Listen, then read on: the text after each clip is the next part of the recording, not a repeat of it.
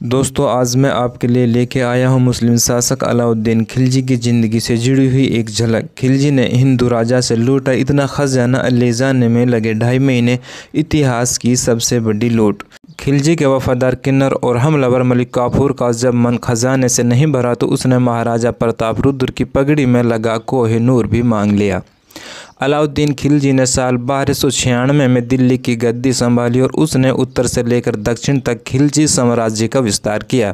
दक्षिण में तो उसने जितनी लूट मचाई उसे आज तक इस्लाम की सबसे बड़ी लूट करार दिया जाता है। अलाउद्दीन खिलजी के वफादार मलिक काफूर पर किताब लिखने वाले युगल जोशी के मुताबिक खिलजी ने दक्षिण से इतना सोना चांदी और धन दौलत लूटी कि उसे दिल्ली तक लाने में करीब 2.5 महीने का समय लग गया था।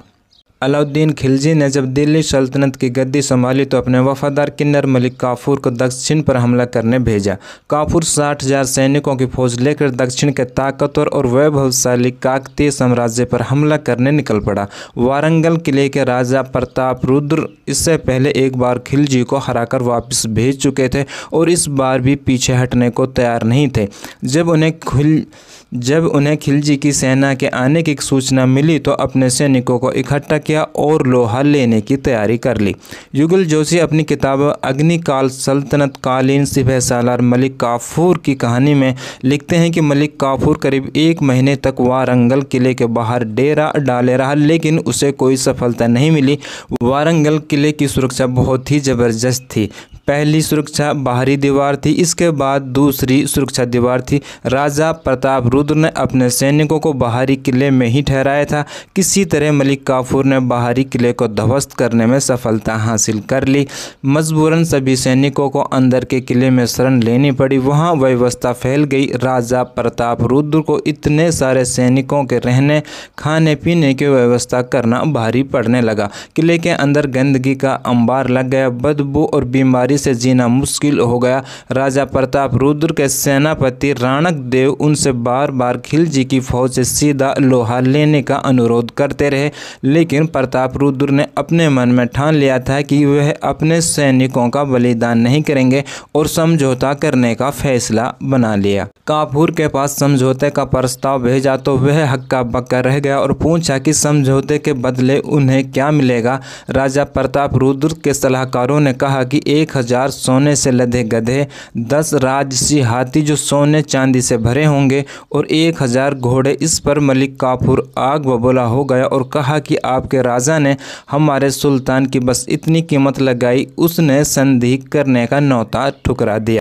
बाद में राजा प्रताप रुद्र खुद काफूर से मिलने वहां पहुंचे और अपनी स्वर्ण प्रतिमा के अलावा 6000 सोने से लदे गधे, 300 सोने से लदे हाथी और 7000 घोड़े मैत्री के रूप में देने का वादा किया। साथ ही समय समय पर कर भी चुकाने की बात मान ली। हमलावर काफूर का मन इतने से नहीं भरा और उसने महाराजा प्रताप रुद्र की पगड़ी में लगा कोह-ए-नूर भी मांग लिया। इतिहासकार अब्दुल्ला वासफ भी इस बात की तस्दीक करते हैं और लिखते हैं कि राजा प्रताप रुद्र ने समर्पण के बाद खिलजी को 300 हाथी सोने से भरे हुए और 7000 घोड़े दिए ही और साथ ही 6000 बैलगाड़ी सोना और भी दिया। खिलजी का वफादार मलिक काफूर 19 मार्च 1310 को इतिहास की सबसे बड़ी लूट लेकर दिल्ली रवाना हुआ और 82 दिनों की यात्रा के बाद यहाँ पहुँचा। अलाउद्दीन खिलजी ने उसकी आगवानी में पूरी दिल्ली को दुल्हन की तरह सजवा दिया और खुद महल से बाहर आकर काफूर की आगवानी की। इस दिन जश्न के बाद खिलजी ने अपनी सेना की पूरी कमान मलिक काफूर के हाथों में सौंप दी। अलाउद्दीन खिलजी की जान भी उसके वफादार मलिक काफूर ने ही ली। इतिहासकारों के मुताबिक मलिक काफूर इतना ताकतवर हो गया कि उसने खिलजी को रास्ते से हटाकर खुद गद्दी हथियाने का मन बनाया और इसके बाद खिलजी को धीमा जहर देना शुरू कर दिया। खिलजी के मरते ही उसके 3 साल के बेटे शहाबुद्दीन को सिंहासन पर बैठा दिया गया।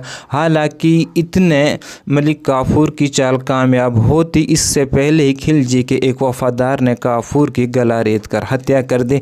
तो दोस्तों ये थी अलाउद्दीन खिलजी की ज़िंदगी से जुड़ी हुई एक छोटी सी झलक। आप दोस्तों को कैसे लगी कमेंट्स में ज़रूर बताना। अगर आप दोस्त इसी तरह की वीडियो पसंद करते हैं तो प्लीज़ मेरे चैनल को सब्सक्राइब कर लें और बेल के आइकन भी प्रेस कर लें ताकि हमारी तरफ से आने वाले इसी तरह के वीडियोज़ के नोटिफिकेशन आपको मिलते रहें।